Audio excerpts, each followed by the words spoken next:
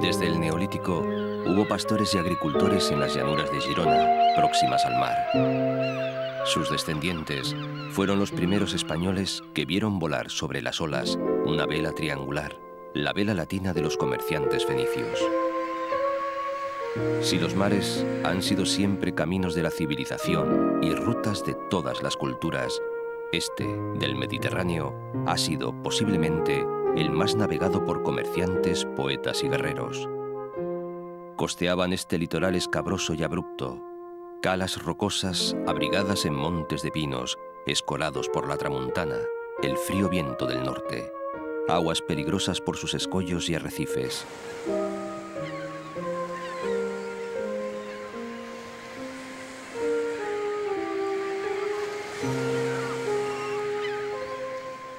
En sus puertos anclaban los bous, esos barcos pesqueros que faenan matrimoniados, en parejas.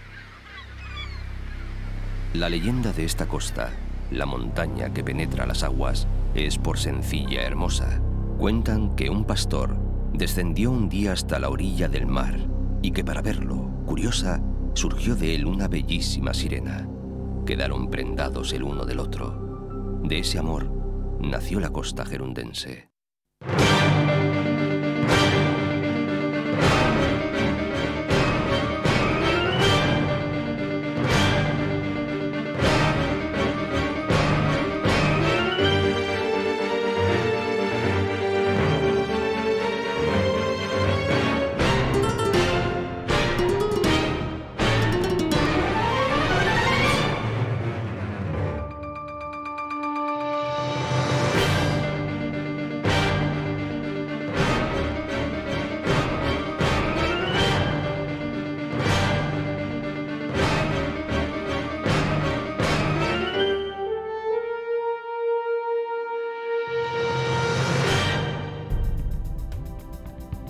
Durante años, la parte norte de la costa de Cataluña vivió sumida en el silencio.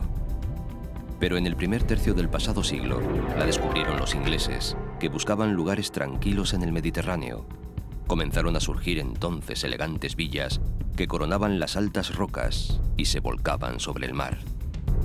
El imparable progreso ha traído también la lucha de la argamasa y el mortero contra la naturaleza.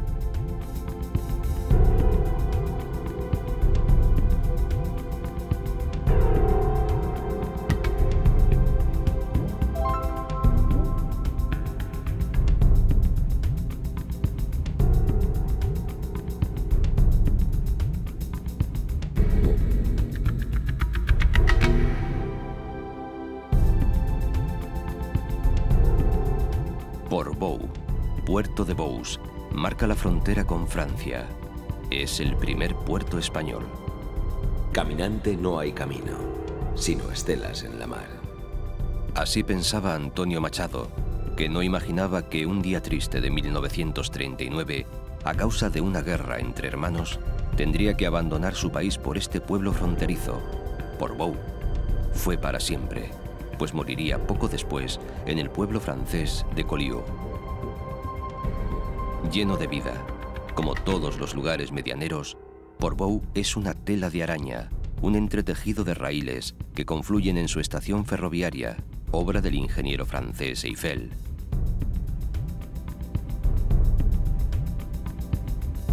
En Portbou se suicidó y en su cementerio está enterrado el escritor y filósofo judío Walter Benjamin, aquel que tan lúcidamente escribió: las únicas fronteras que deben existir son las de la mente.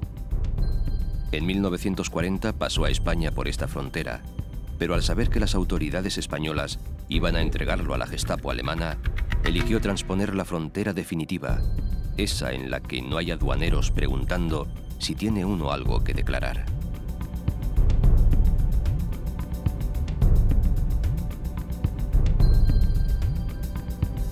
Es este el Alto Ampurdán, dice Rosa Regás. Las mujeres y los hombres que habitan esta franja del Ampurdá son peculiares. Animosos y fantasiosos como la gente de mar, son al mismo tiempo reservados y conservadores, como los de tierra adentro. Afables, socarrones y curiosos, les gustan los contrastes. Van seguros por la vida, Y no temen la muerte porque saben que, tanto si hay otro mundo como si no, en este por lo menos les ha tocado vivir en uno de los lugares más bellos y prósperos de la Tierra. Y bien mirado, no les falta razón.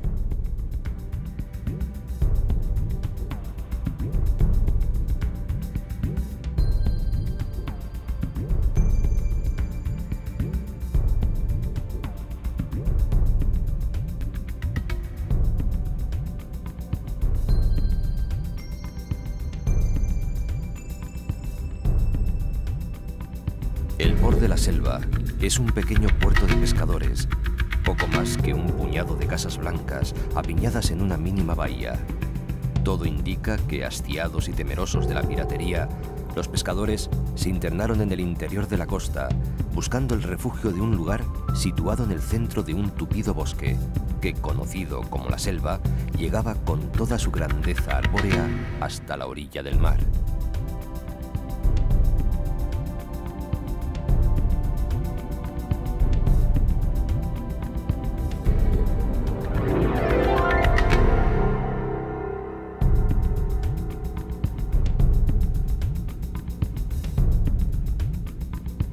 El Cabo de Creus, el punto más oriental de la península ibérica.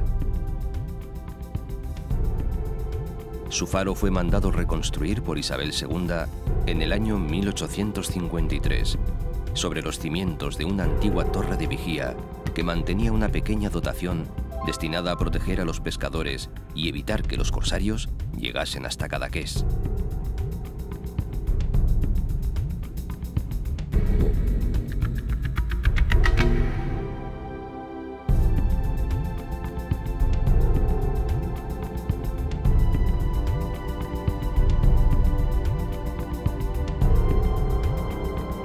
Cuando Rosa Regás hablaba del carácter extremo y contradictorio, algo surrealista de las gentes de Lampurdá, estaba definiendo al hombre que mandó construir aquí su casa-taller.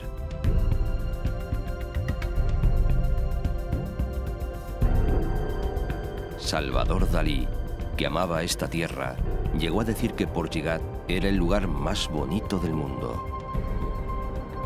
Aquí trabajó hasta 1982, cuando falleció su esposa y musa Gala.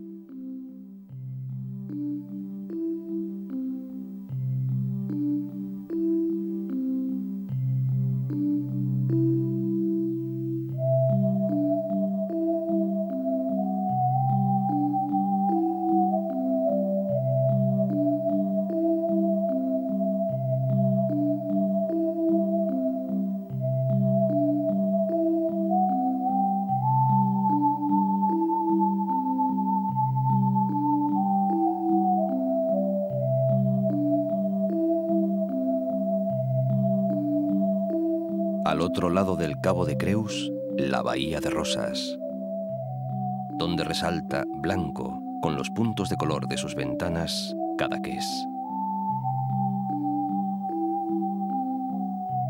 Dalí dio a conocer el pueblo donde pasaba los veranos con su familia y donde trajo a sus amigos, Pablo Picasso, Luis Buñuel, Marcel Duchamp, Paul Éluard, García Lorca.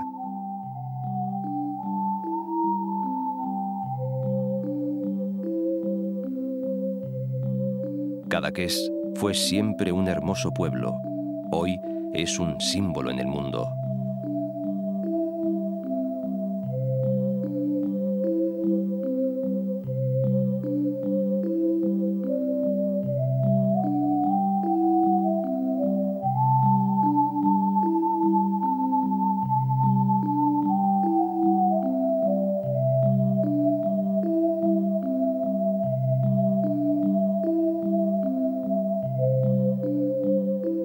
Decía el gran Josep Pla que la cocina de un país es su paisaje puesto en la cazuela.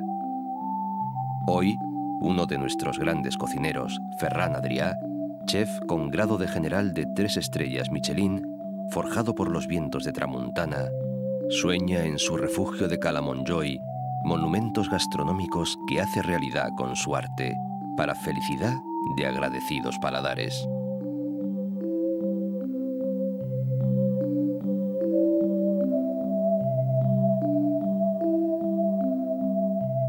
Rosas, en el punto más abrigado de la bahía, es un pueblo cargado de historia.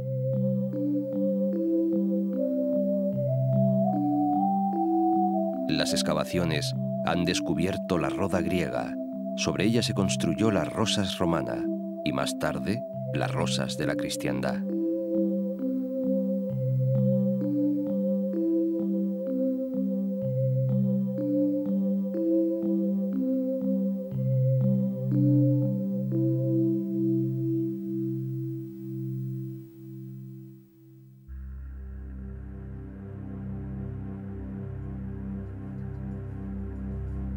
Fuerte contraste entre lo clásico y la vanguardia, entre el ayer y el hoy, son las urbanizaciones de Ampuria Brava, uno de los conjuntos náutico-deportivos más importantes de España.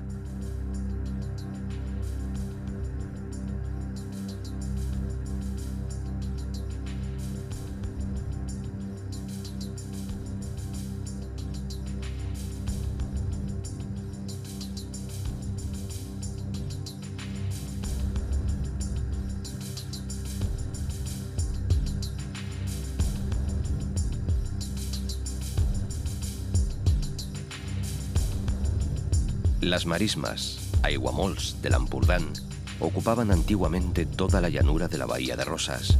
Lamentablemente, la expansión ganadera y agrícola y el mismo turismo fueron reduciéndolas. Por fortuna, en 1983, fueron declaradas paraje natural de interés nacional y se han convertido en una reserva biológica visitada cada año por miles de aves migratorias.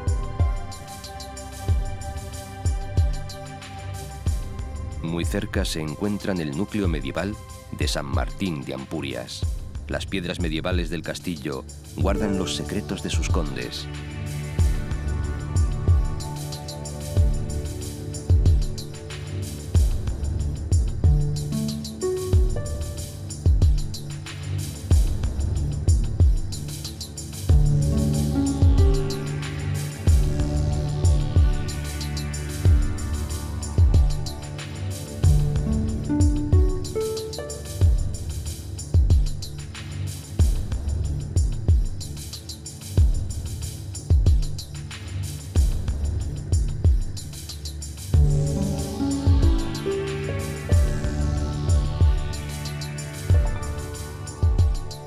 Y en la orilla sur del Golfo de Rosas se levantan las ruinas de Ampurias, uno de los yacimientos arqueológicos más importantes de la península en lo que se refiere a la colonización griega y romana.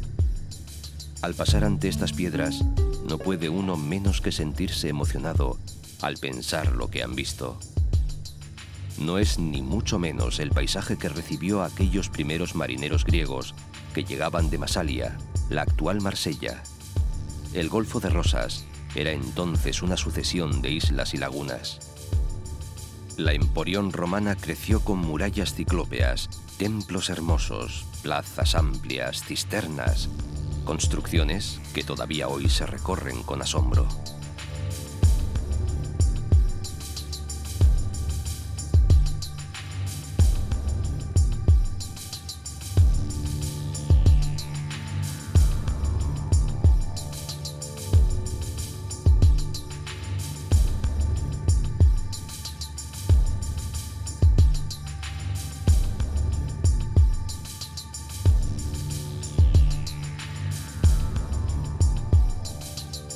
Por aquí todo queda al cobijo de un macizo, el Montgrí, al que se conoce en esta zona como el Bisbe, el Obispo, una sierra pequeña pero agreste que acaba hundiéndose en el mar. De camino, separa el alto del Bajo Ampurdán y además protege a este último de los golpes de la Tramuntana.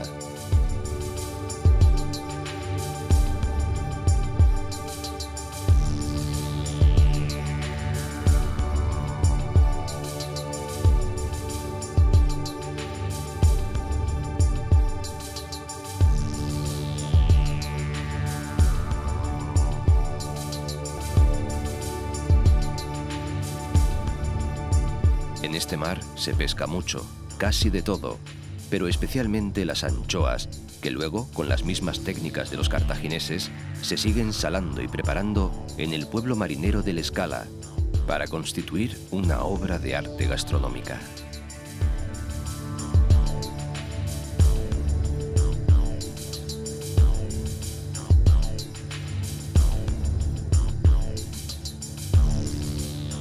Bello en su soledad, sencillo y noble, cubierto de blanco el color de la paz, bajo el sol esplendoroso y el gran cielo azul. Con estas palabras describía el hermoso cementerio marinero Víctor Català, que nació y murió en l'Escala y cuyos relatos son exponente de la literatura modernista catalana. Tan gran dama, pues dama fue, Caterina Alberti Paradís, firmó toda su obra con un seudónimo masculino.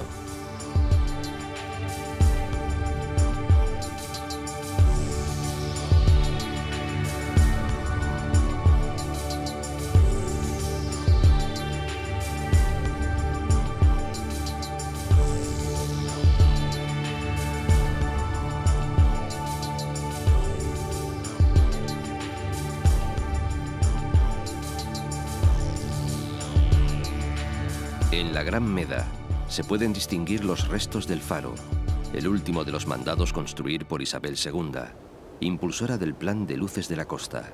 2 meses después de esta decisión, estalló la Revolución Liberal, que la obligaría a salir del país. Fueron los fareros, hasta mediado el pasado siglo XX, los únicos habitantes de las Medas.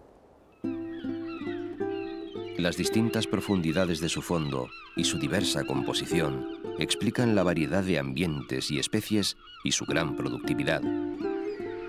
Tanta riqueza ha sido explotada durante muchos años por los pescadores y especialmente por los coraleros, que desde el siglo XVIII intensificaron su actividad en toda la costa hasta llegar, desgraciadamente, a poner en peligro el coral de las Medas.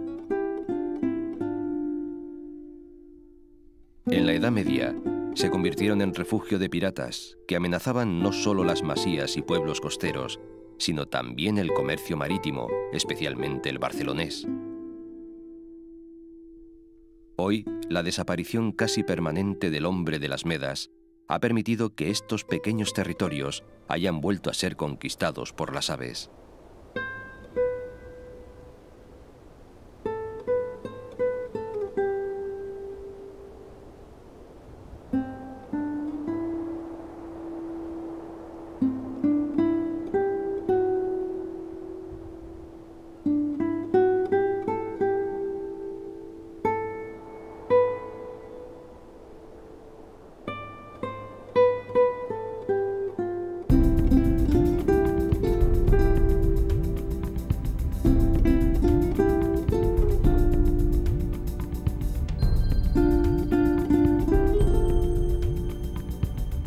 Por aquí va llegando el Ter al Mediterráneo.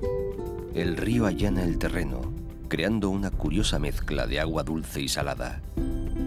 Y forma la playa más larga de la zona, la fonollera de la Gola del Ter. Dicen los aficionados a la buena mesa que esta parte de la Costa Brava debería llamarse Costa del Arroz, pues son famosos sus arroces con pescado de roca que suelen festejarse en ferias durante los meses de marzo y abril.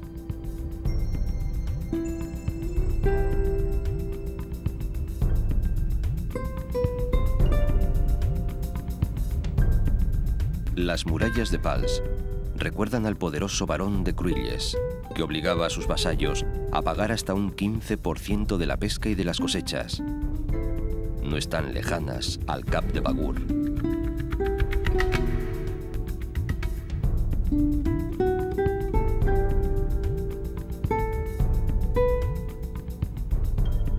Hoy, su fortaleza es un parador nacional que domina el agua azul y transparente de la playa de Aiguablava, donde las raíces de los pinos son abrazadas por las olas del mar.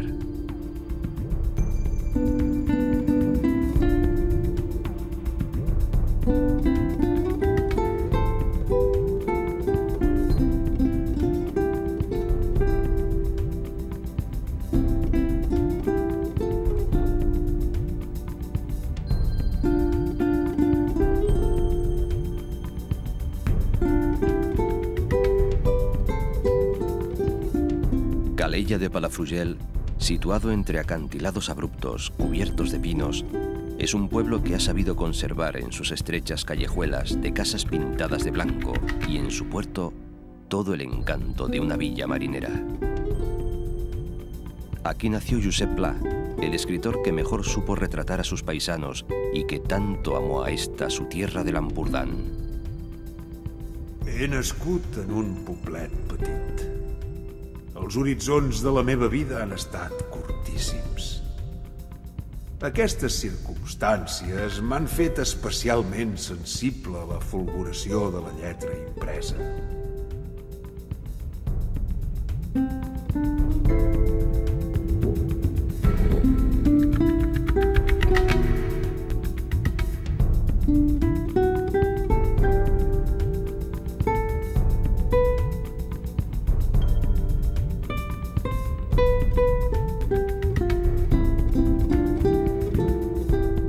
Cerca de la costa, un pequeño archipiélago formado por unos islotes de color rosado. Son las Islas Formigas. En este punto se dio en 1285 la batalla naval en la que el almirante Roger de Júria venció a la flota francesa de Felipe el Atrevido, y es en honor del almirante que lleva el equipo de fútbol, el Español, los colores blanquiazules que portaban sus soldados. Enfrente, el Cabo Roig, llamado así por el color rojo de sus piedras, y unos maravillosos jardines, obra de quien los palafruyenses llamaron durante mucho tiempo los rusos, el matrimonio Vodbosky.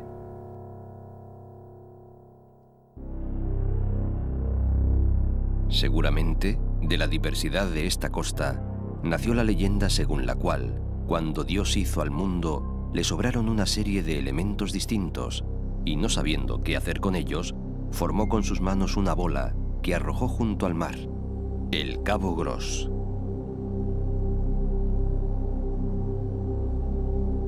Palamos, íbero en sus orígenes, conserva, pese a su pujanza turística, el aire de pueblo pesquero que siempre ha sido.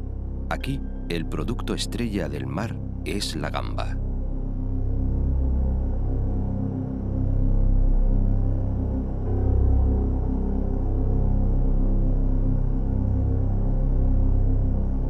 La villa y su puerto fueron asaltados y arrasados en 1543 por el almirante turco Barbarroja. Tanto pavor causó el lance que hizo falta una bula papal para animar a los habitantes a habitar de nuevo el pueblo. Para colmo de males, en 1652, la peste asoló cuanto quedaba. De entonces data la costumbre, nacida de un voto popular, de peregrinar todos los años a la ermita de Bell-lloc, situada en medio del bosque, coronando la sierra.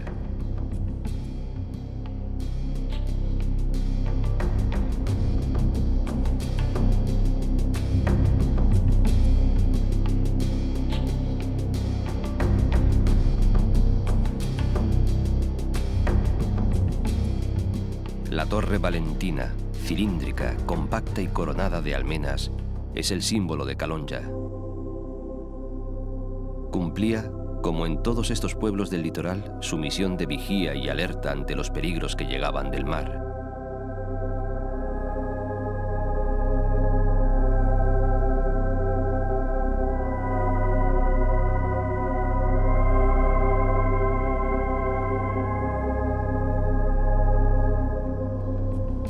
Platja d'Aro ha devenido en una agitada población caracterizada por su gran actividad turística.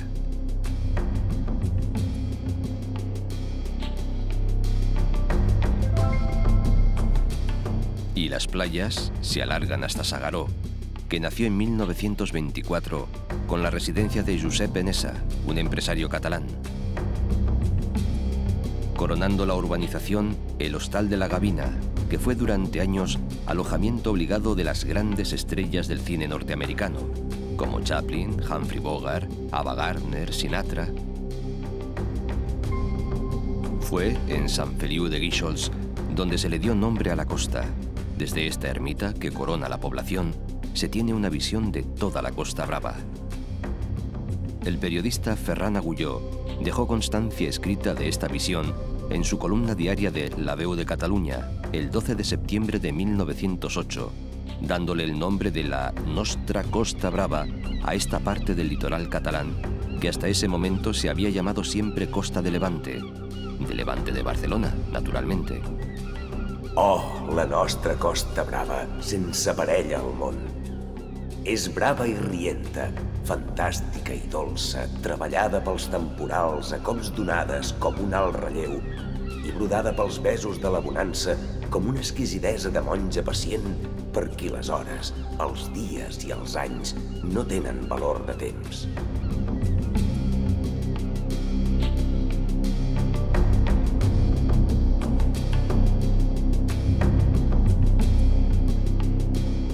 La caleta de Gibarola es el prólogo de Tossa de Mar.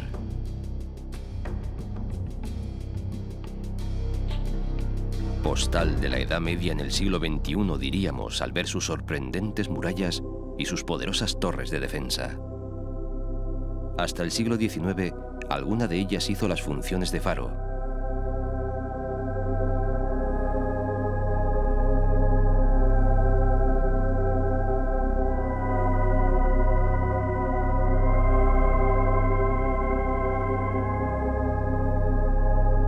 La gran playa se extiende a los pies de las murallas. Su personalidad histórica ha sido fuente de inspiración para artistas de la talla de Marc Chagall. En uno de los rincones de la Vila Bella, esta estatua de Ava Gardner recuerda a la protagonista de Pandora y el holandés errante. Frank Sinatra caminó por estos callejones y eso fue más que suficiente para que cientos de turistas anglosajones desembarcaran en Tossa.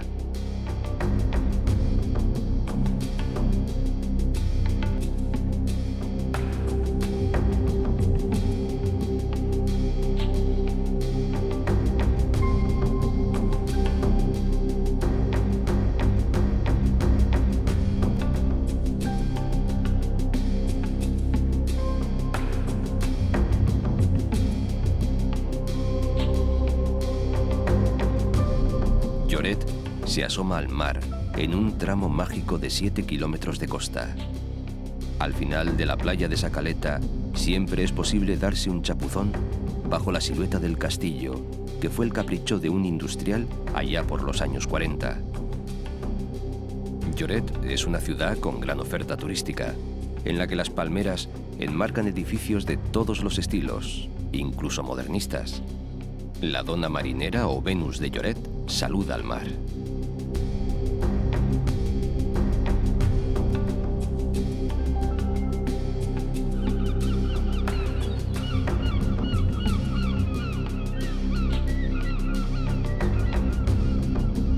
En la montaña que separa las playas de Lloret de la de Fenals, destaca una torre de vigía que llaman el Castillo de San Joan, data del siglo XI. Hoy vigila uno de los centros turísticos más visitados del litoral catalán, Blanes. Blanes es para muchos la puerta de la Costa Brava, porque a partir de aquí, en este viaje que hacemos hacia el sur, la costa se amansa, las playas son más generosas. Aquí nació Joaquín Ruyra, que retrató la vida marinera en sus novelas Jacobé, Narraciones de Mar y Montaña.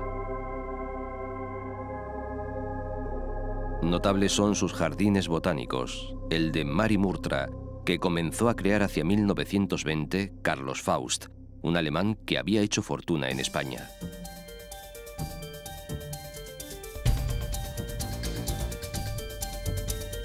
Hacia Barcelona se extiende la costa del Maresme. Diferentes culturas han dejado en este pasillo su huella, las que vinieron del sur o del norte y las que llegaron por mar, comerciantes o piratas. Mudo testimonio de tanto trajín son los restos, altivos aún, de las torres de vigía que jalonan la costa. El Maresme ha vivido todos los acontecimientos de la tierra catalana, y si fue el camino por donde llegaron enemigos, también fue la puerta de las corrientes de la libertad y el progreso. Si Pineda de Mar, de origen romano, ha perdido los pinares que le dieron nombre, la fama turística de Calella le viene, sin duda, de su playa, más de 3 kilómetros de arena gruesa.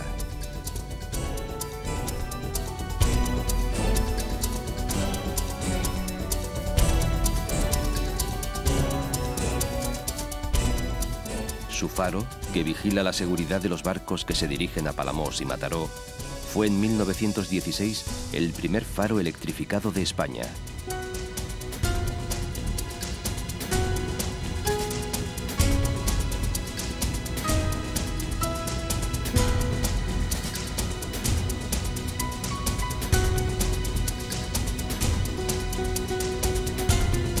La modernista Canet, industrial y agraria, ha ido creciendo alrededor de la Riera con una vitalidad digna de encomio, al tiempo que complementa su quehacer con el turismo. En el puerto de Arenys de Mar se concentra casi toda la flota pesquera del Maresme.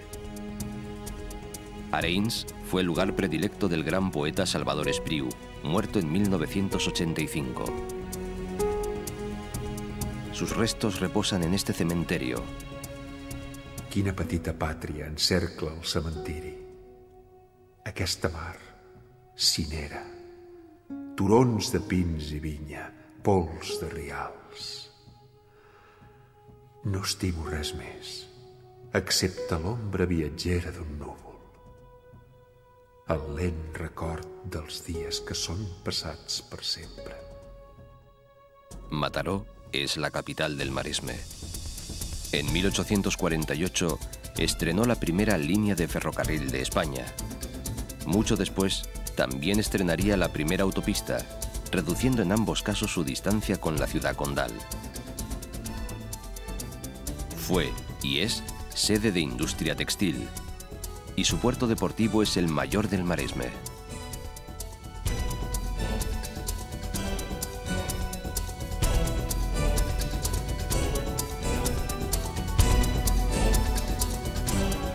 Pero la textil no era la única industria. Las viñas del Maresme eran ya famosas en tiempos de Plinio el Viejo, Juvenal y de Marcial, que cantaron a los vinos de Alella.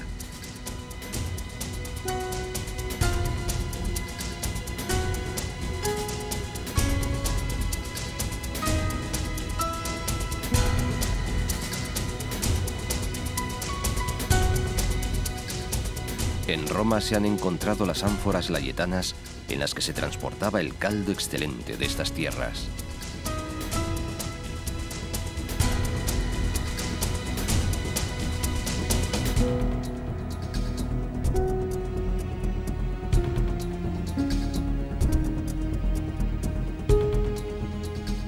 Unos 150 años antes de Cristo, los romanos fundaron Baétulo.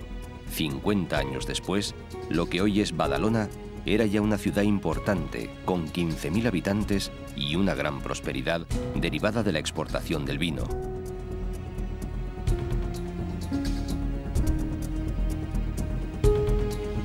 Hoy día es la tercera ciudad catalana en número de habitantes. En el siglo XIX fue protagonista de un gran desarrollo industrial. En pocos años la fachada marítima se pobló de altas chimeneas que despedían un humo intenso, signo inequívoco de uno de los mayores inventos de la revolución fabril, la máquina de vapor. Muy cerca del centro está el monasterio de San Jeroni de la Murtra, fundado en el siglo XV.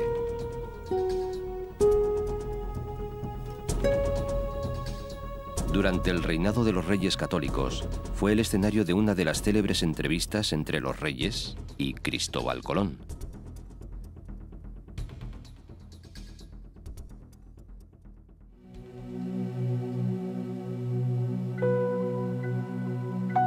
Mirando al mar, cara a cara, está la reina del Mediterráneo.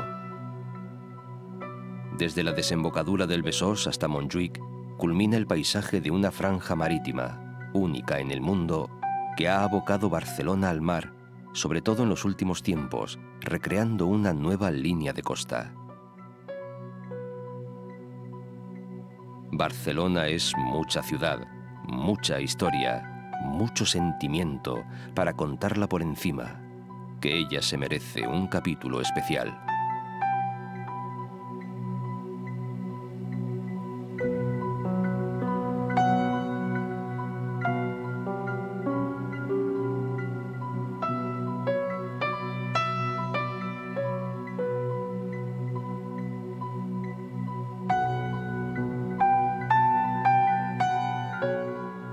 Así que aquí y ahora nos limitaremos a recorrer volando y corriendo la línea de su costa.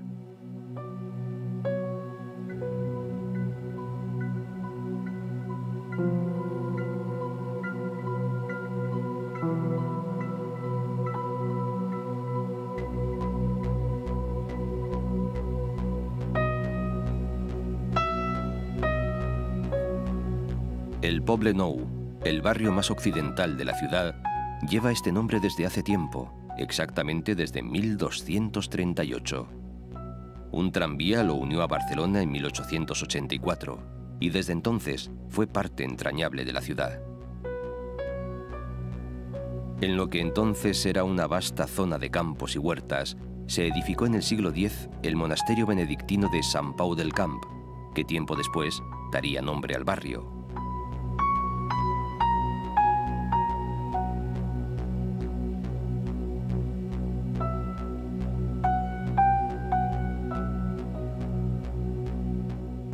Lo más nuevo de Barcelona, lo último, es un trozo de ciudad que ha resurgido de las cenizas de una de sus caras menos agraciadas. Hoy, estos edificios, avenidas, esculturas y fuentes que se levantaron con la feliz disculpa de la celebración del Fórum de las Culturas son más que motivo de orgullo y enlazan en su fantástica arquitectura con otras zonas contiguas donde las Olimpiadas del 92 propiciaron una sucesión de modernidad, playas y puertos.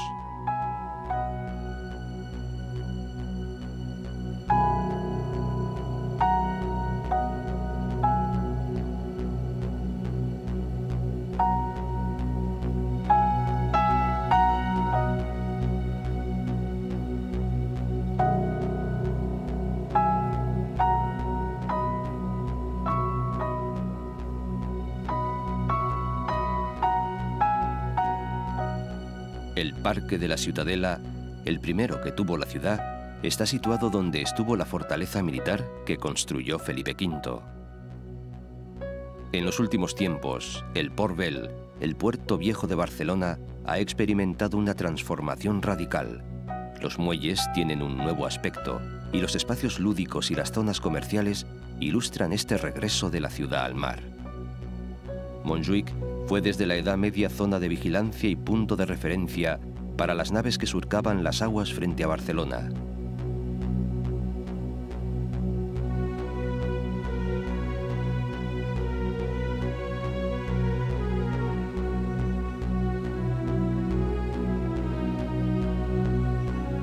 En su falda se extienden el cementerio del suroeste, el escalonado jardín de Mosén Costa y Llobera, un lujo estoico envidia de todo el mundo, el jardín del Migdia y el anillo olímpico, que enmarcara la ceremonia de inauguración de los últimos Juegos.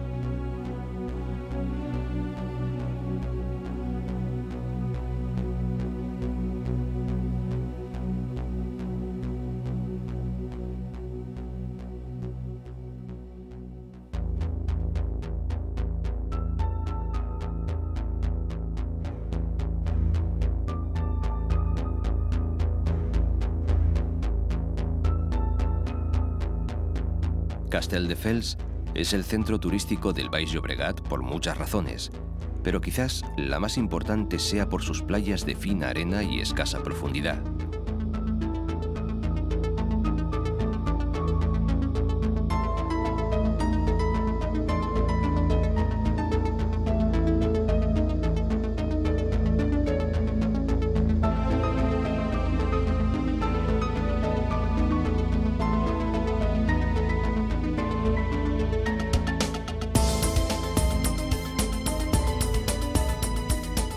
La comarca del Garraf, al sur de la capital, tiene parte de su costa dedicada al parque natural.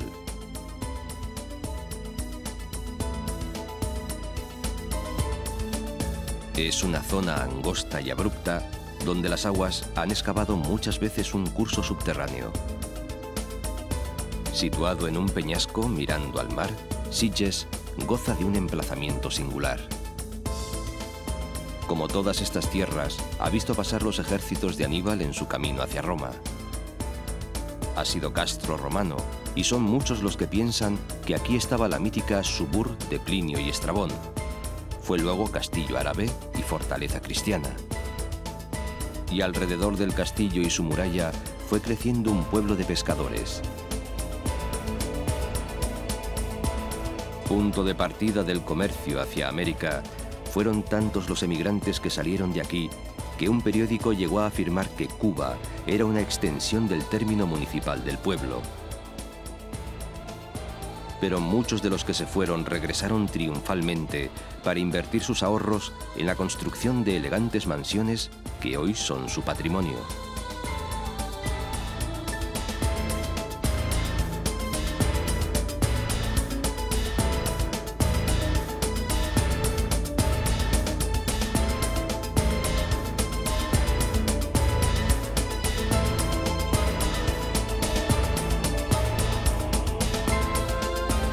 En 1880, Santiago Rusiñol redescubrió la población y la convirtió en punto de encuentro de artistas y creadores.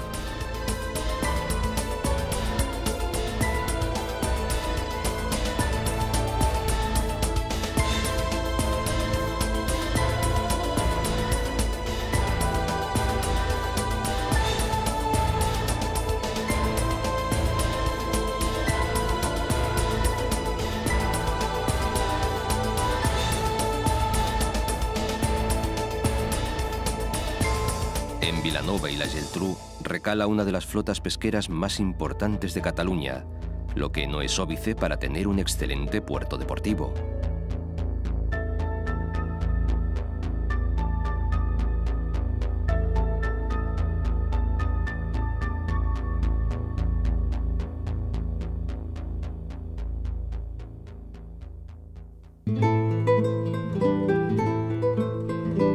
Calafell sigue siendo el pueblo encantador que conocieron Juan Marsé, Jaime Gil de Viedma o Gabriel García Márquez, que aquí se reunían en torno a Carlos Barral, aquel catalán de familia y de nación, editor de libros en lengua castellana, descubridor de escritores ilustres y nuevas literaturas, amigo de tantos amigos, que amó tanto a este pueblo que hasta pidió que sus cenizas fueran desde aquí aventadas al mar.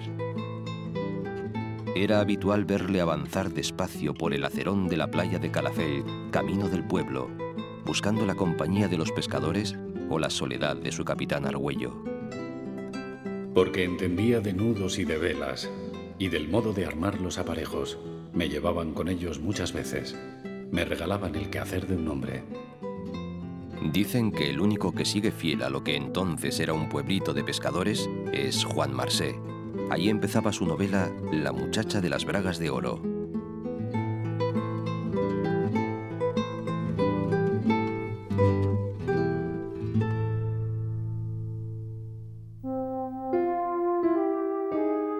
Tierra adentro, pero con olor a mar, el Vendrell. Aquí nació en 1876 Pau Casals. Todavía hoy resuenan con emoción sus palabras cuando en la presentación del himno de la ONU, el anciano maestro, con 95 años, dijo: Vaig a tocar una melodia del folklore català, el cant dels ocells. Els ocells, quan són al cel, van cantant pis, pis, pis, pau, pau, pau. I és una melodia que Bach, Beethoven i tots els grans haurien admirat i estimat. I a més, neix de l'ànima del meu poble, Catalunya. Hacia Roda de Bará vuelven las playas. Roda es hoy un emporio turístico y sobre lo que fue Vía Augusta sigue dando la bienvenida al visitante su arco romano.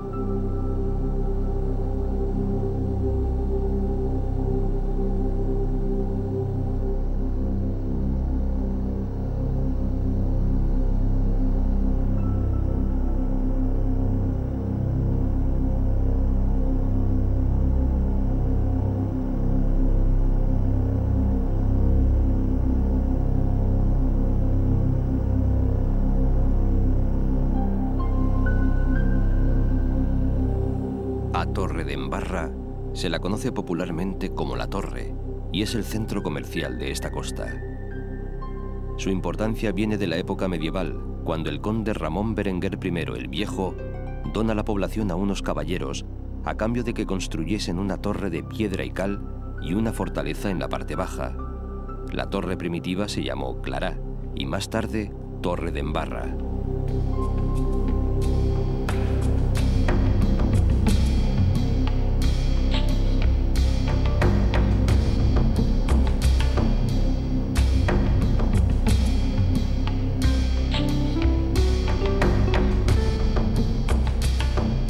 Hoy Tarragona es una importante ciudad, enclave turístico y económico. Pero sigue siendo la antigua ciudad romana, patrimonio de la humanidad, y no hay obra en la ciudad que no descubra otro pedacito de historia.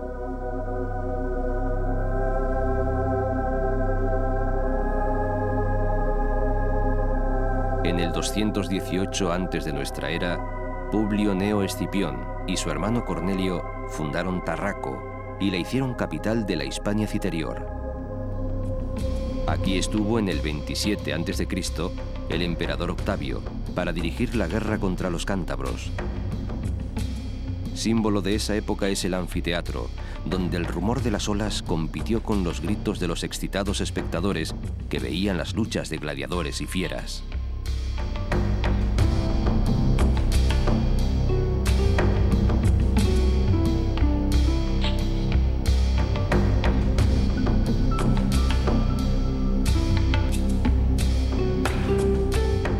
Toda la civilización, la cultura propia del Mediterráneo, ha pasado por estas calles, que alguien definió como el mayor parque temático de la memoria de Europa.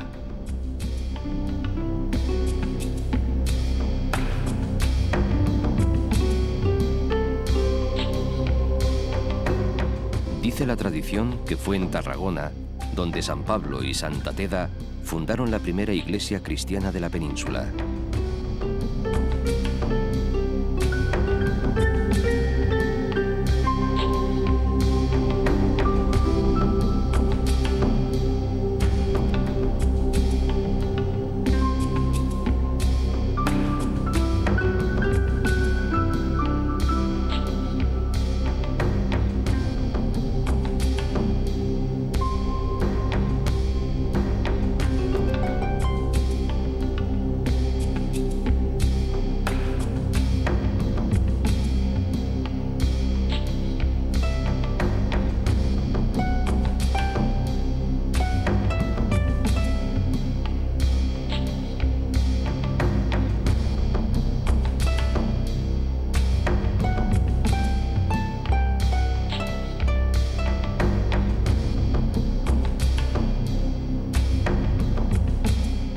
PortAventura, como su nombre indica, es una propuesta de convertir el ocio en aventura controlada, en diversión para chicos y grandes.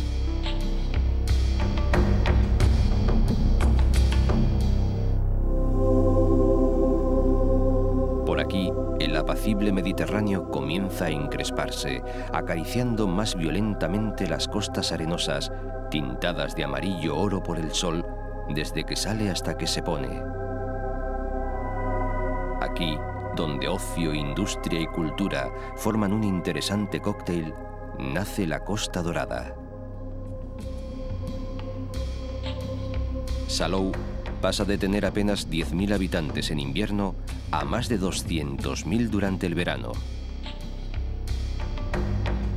El pequeño núcleo viejo se transforma en una sucesión de apartamentos y hoteles. Y el turismo disfruta de esta dorada costa y de la historia, que no en balde de este puerto salió Jaime I con sus naves a la conquista de Mallorca. Un puente une Salou con Cambrils.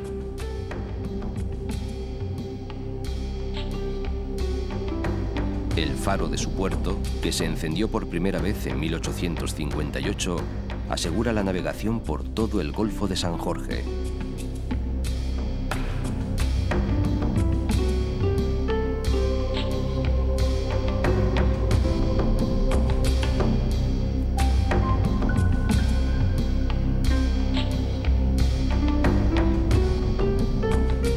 El puerto deportivo está por la dársena del Muelle de Levante mientras la flota pesquera amarra junto al muelle oeste, donde se encuentran la cofradía y la nueva lonja, que surten la tradición gastronómica local.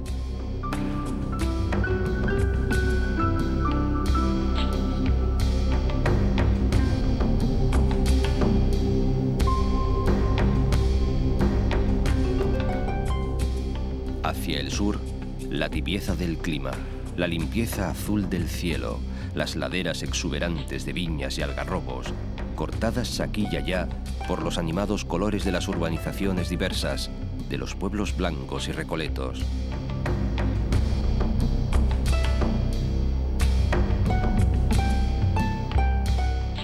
Un litoral suave y agreste al mismo tiempo, como el mismo país o como sus gentes, de talante abierto y contundente, que llevan en las venas la sangre de los que llegaron y vivieron en estas tierras. Gentes que dejaron en montes y ciudades las huellas de su paso, castillos, arcos de triunfo, anfiteatros y calzadas que resisten el paso del tiempo para dar testimonio de lo que es y significa la costa catalana del Mediterráneo. Las calas escondidas y recoletas, la excelente gastronomía que, como el mismo litoral, hermana mar y tierra. Todo ello sigue vivo en el corazón de la gente de este hermoso país.